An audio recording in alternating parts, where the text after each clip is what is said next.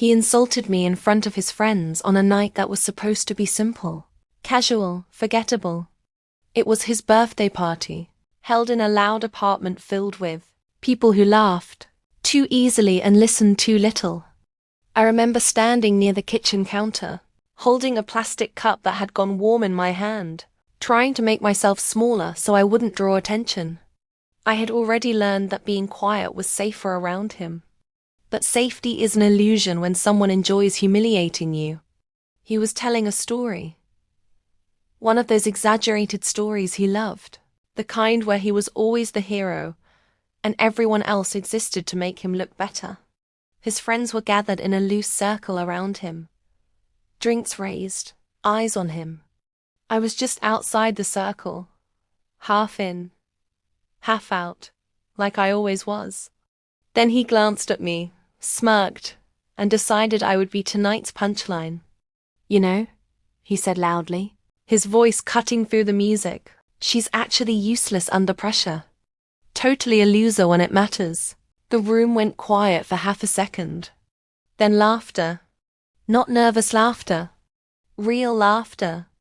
The kind that lands like a slap. I felt my face burn. My heart started pounding so hard I could hear it in my ears.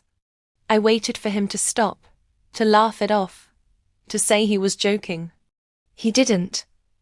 He leaned back against the table, enjoying it. Enjoying the attention, enjoying the way his words had power over me. "A worthless loser," he added, shrugging. "Honestly, I don't know why I even keep her around." More laughter.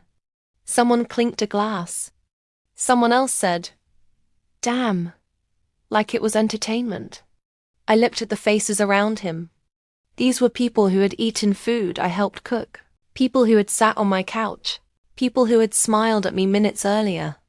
Not one of them spoke up. Not one of them looked uncomfortable enough to stop it. That hurt almost as much as his words.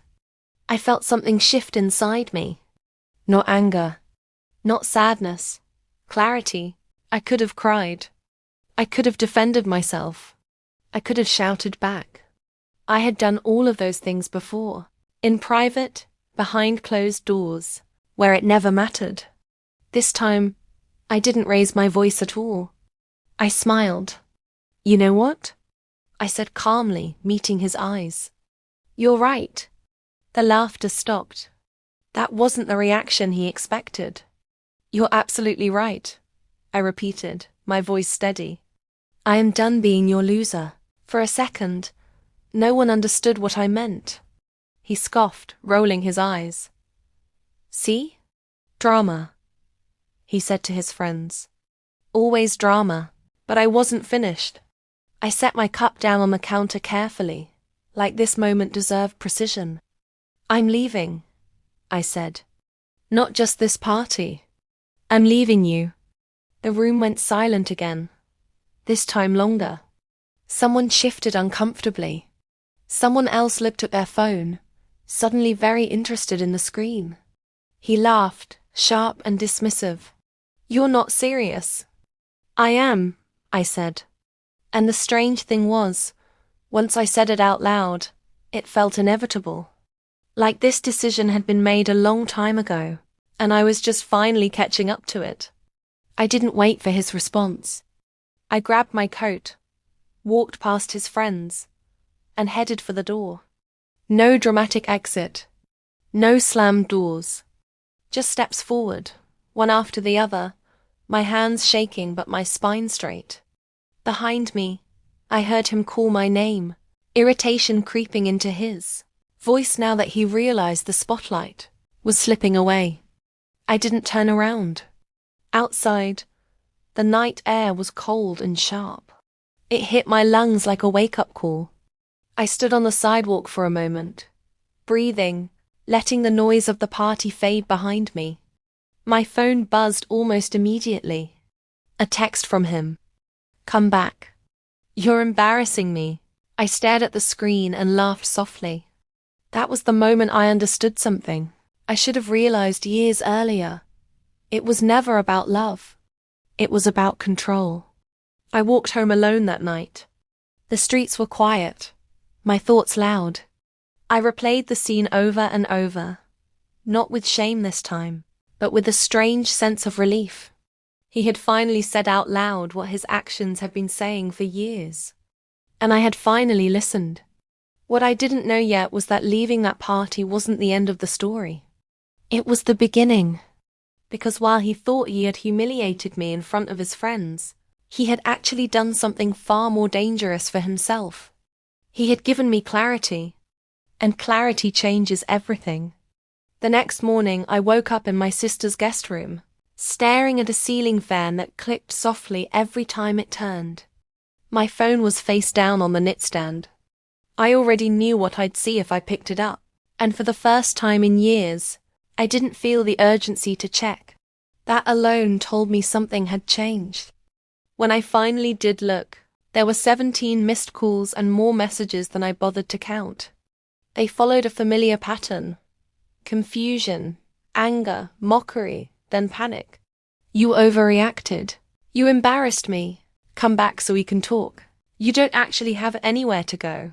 That last one made my chest tighten for a second. Not because it was true, but because it was exactly what he believed. For a long time, I had believed it too. I didn't reply. Instead, I made coffee with my sister, who didn't ask questions right away. She just watched me closely, the way people do when they know something important has happened. After a while, she said, "You okay?" I nodded. "I think I finally am." That day, I went back to the apartment we shared while he was at work. I packed quietly. Not everything, just what was mine. Clothes, documents, a few personal things he'd never cared enough to notice. I didn't touch the furniture. I didn't take the gifts he'd bought to apologize after past arguments. I left the place exactly as he liked it minus me. As I zipped the last bag, I realized how light it felt. Not the bag. Me. Over the next few days, word started coming back to me through mutual friends. The party didn't end the way he wanted it to. Apparently, after I left, the mood shifted. His jokes fell flat. Someone asked where I'd gone. He laughed it off at first, but when I didn't come back, irritation crept in. Then anger. Then something closer to embarrassment. One friend later told me, "He kept saying you were being dramatic, but honestly, it just made him look cruel." That was the first crack. Then there were the questions. Why would she leave like that? What did he say to her? Do you always talk to her like that? He wasn't used to being questioned. He was used to being admired. I blocked him a week later. Not out of spite. Out of necessity. Every message pulled at a version of me I was trying to leave behind. Silence was the only way forward. Life didn't magically become easy after that.